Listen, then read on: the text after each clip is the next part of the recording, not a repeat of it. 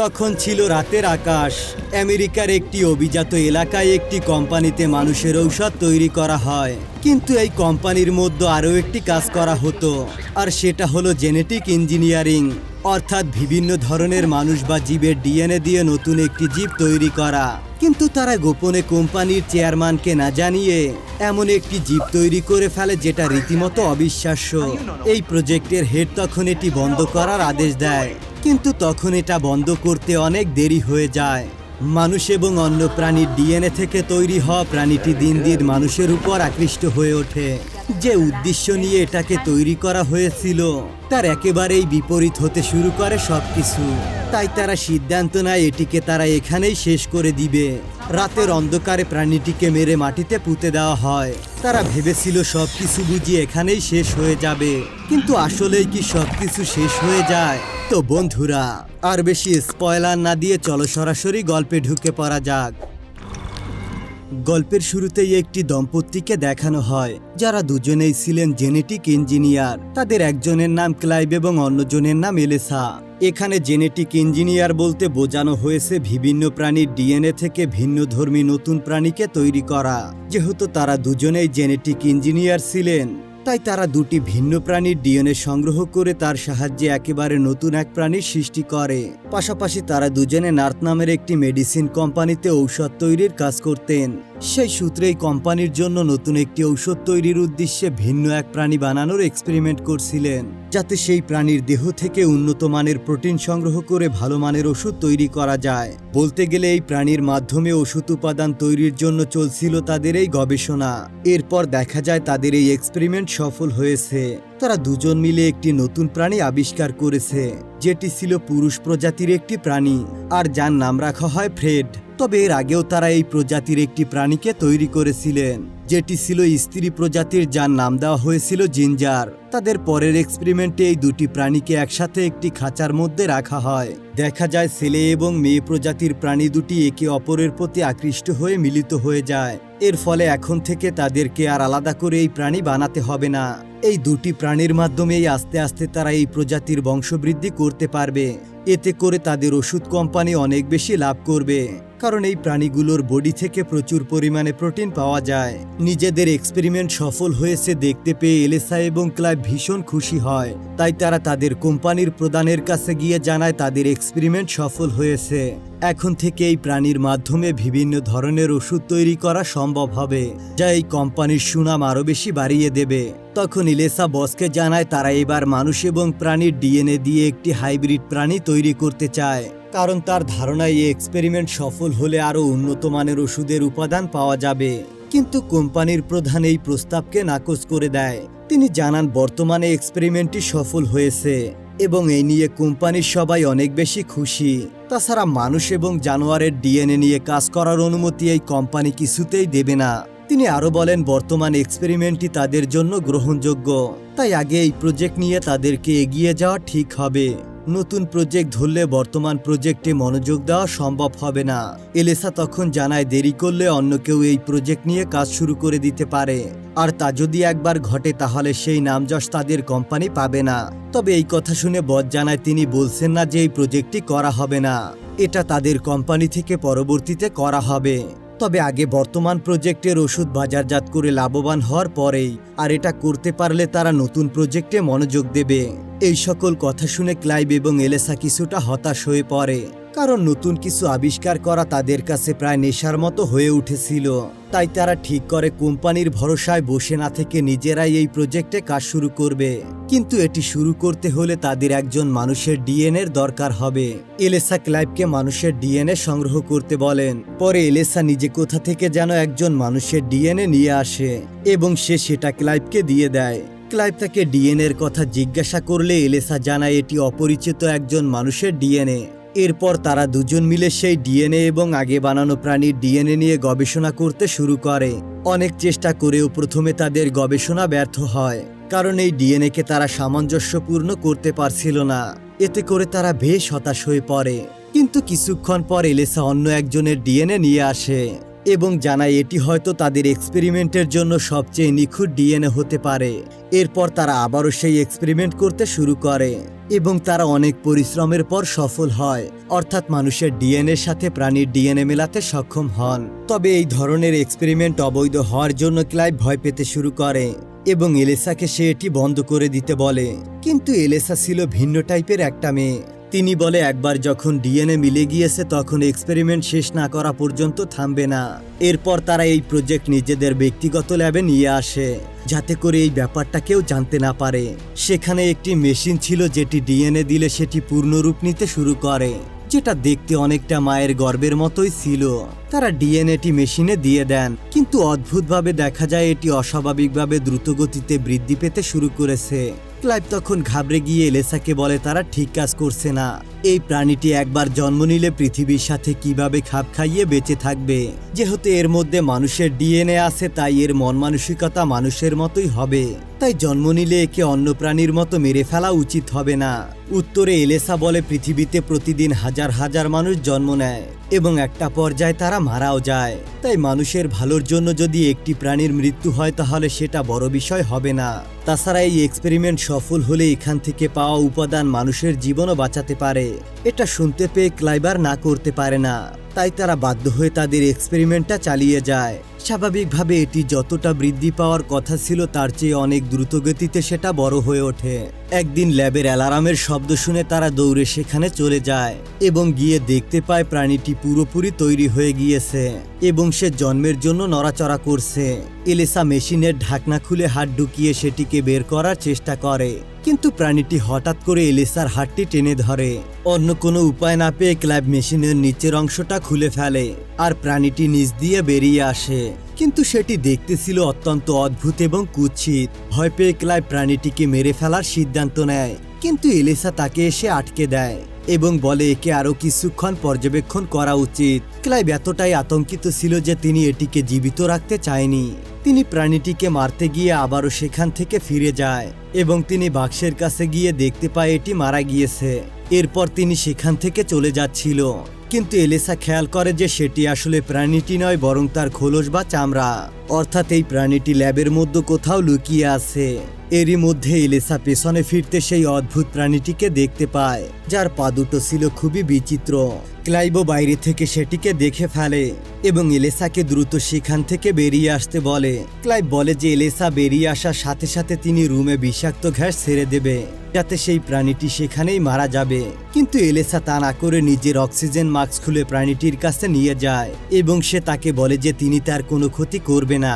তখন প্রাণীটি এলেসার কাছে এগিয়ে আসতে থাকে, কিন্তু ক্লাইভ পেছন থেকে রড দিয়ে সেটিকে মারার চেষ্টা করলে প্রাণীটি ভীষণ রেগে যায়। এলেসা তখন ক্লাইভকে নিয়ে রুম থেকে বেরিয়ে আসে।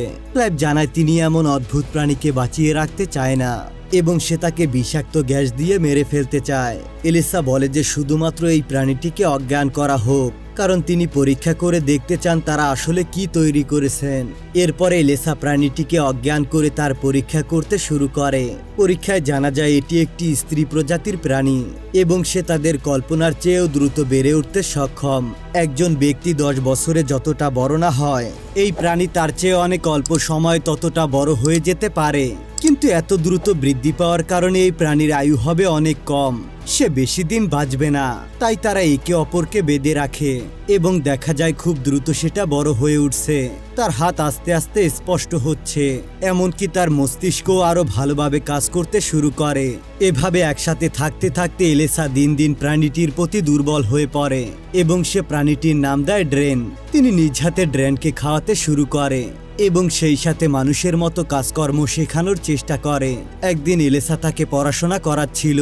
তিনি ইংরেজি বর্ণমালা প্রাণীটির সামনে রাখে এবং সেগুলোর সাহায্যে এলেসা নামটি লিখতে বলে, কিন্তু দেখা যায় প্রাণীটি নার্ড নামটি লিখেছে। এতে এলেসা খুব বেশি খুশি হয়ে যায়। তিনি বুঝতে পারে এই প্রাণীটি তার টি শার্টে এই শব্দটি দেখেছে এবং সেটা দেখার ফলেই এটি লিখেছে।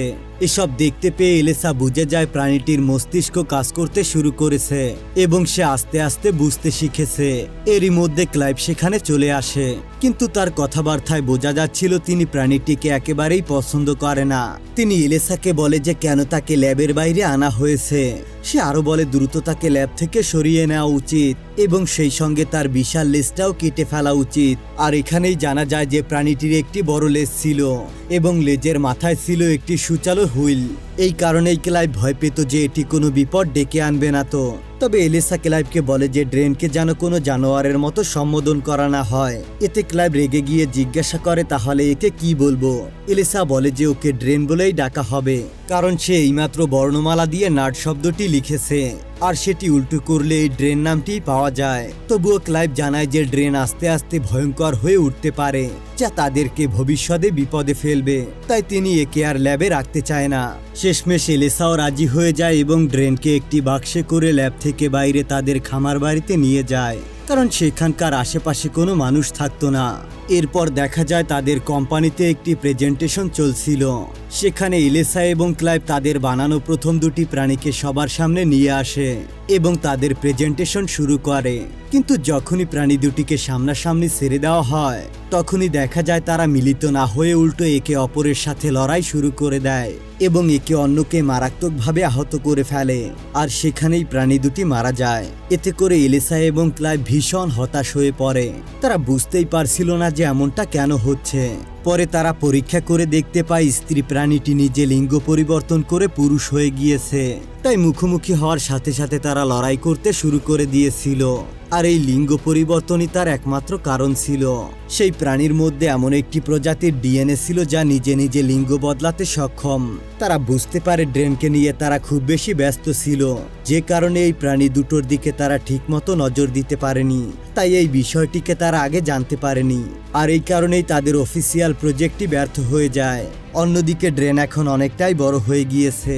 এলিসা তাকে নিজের মেয়ের মতো করে দেখাশোনা করে এবং তাকে সবকিছুই শেখাতে থাকে।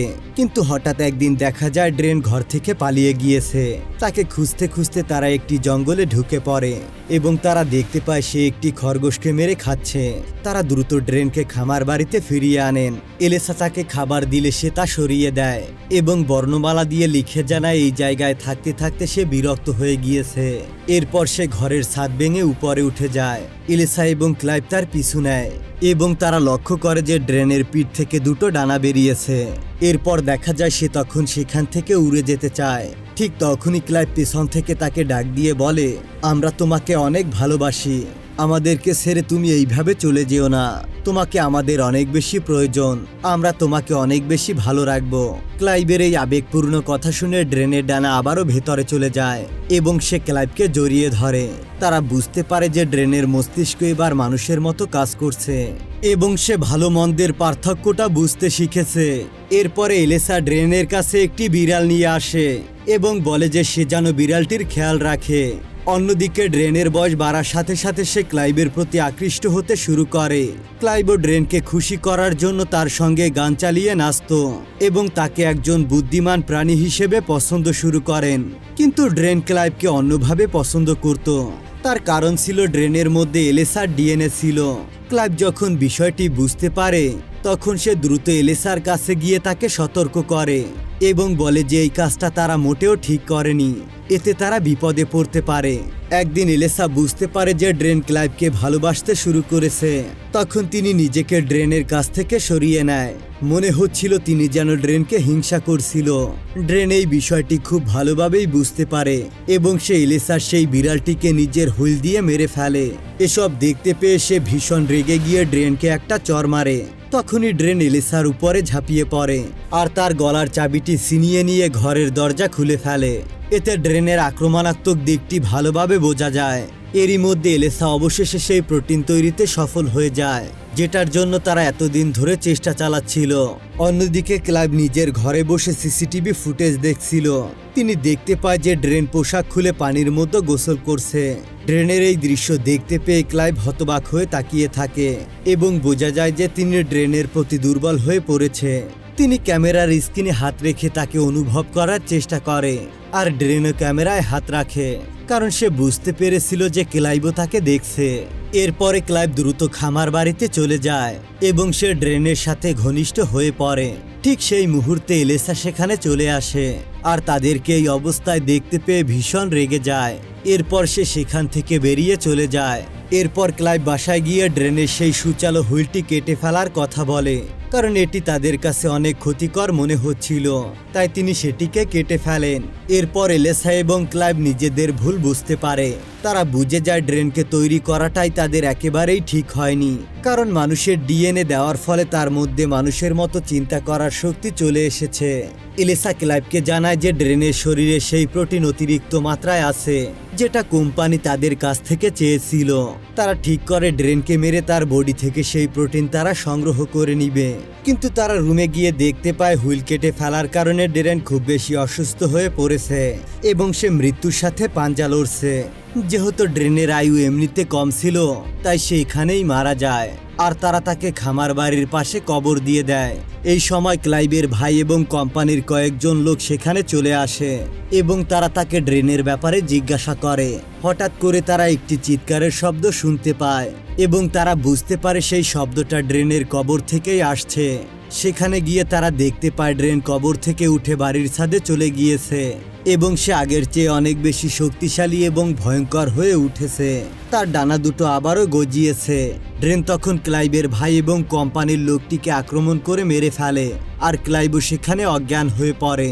এরপর ড্রেন এলেসার উপর হামলা চালায়। তখন জানা যায় ড্রেন আর এখন মেয়ে নেই, সে নিজের লিঙ্গ পরিবর্তন করে পুরুষে রূপান্তরিত হয়েছে, আর পুরুষ হওয়ার কারণে সে এলিসার প্রতি আকৃষ্ট অনুভব করে এবং তার উপর জোরপূর্বক শারীরিক নির্যাতন চালায়।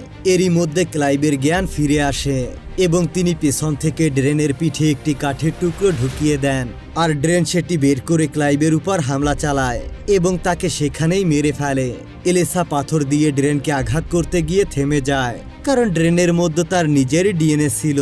কিন্তু ঠিক এই সুযোগে ড্রেন তার লেজ দিয়ে ক্লাইভকে মেরে ফেলে। এটা দেখতে পেয়ে এলিসা আর নিজেকে সামলাতে পারে না, তিনি পাথর দিয়ে আঘাত করে ড্রেনকেই মেরে ফেলে। আর শেষের দৃশ্যে দেখা যায় এলিসা তার বসের সাথে কথা বলছে। এখন তিনি অন্তঃসত্ত্বা, তার গর্ভে ড্রেনেরই সন্তান।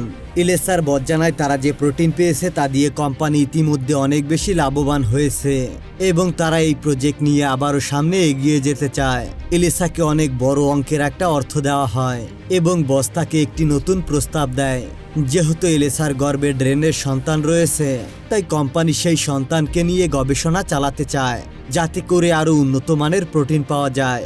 এলিসাও সেই প্রস্তাবে রাজি হয়ে যায়, কারণ তিনি একজন জেনেটিক ইঞ্জিনিয়ার এবং নতুন এক্সপেরিমেন্ট করা যেন তার একটা নেশা। আর এভাবেই এই মুভিটি শেষ হয়ে যায়। তো বন্ধুরা, কেমন লাগলো আজকের ভিডিওটি? ভালো লেগে থাকলে ভিডিওতে লাইক দিয়ে চ্যানেলটি সাবস্ক্রাইব করে দাও। আজকের ভিডিও এই পর্যন্তই, দেখা হবে পরবর্তী ভিডিও নিয়ে। ততক্ষণ পর্যন্ত ভালো থেকো, সুস্থ থেকো, বাই বাই, টাটা।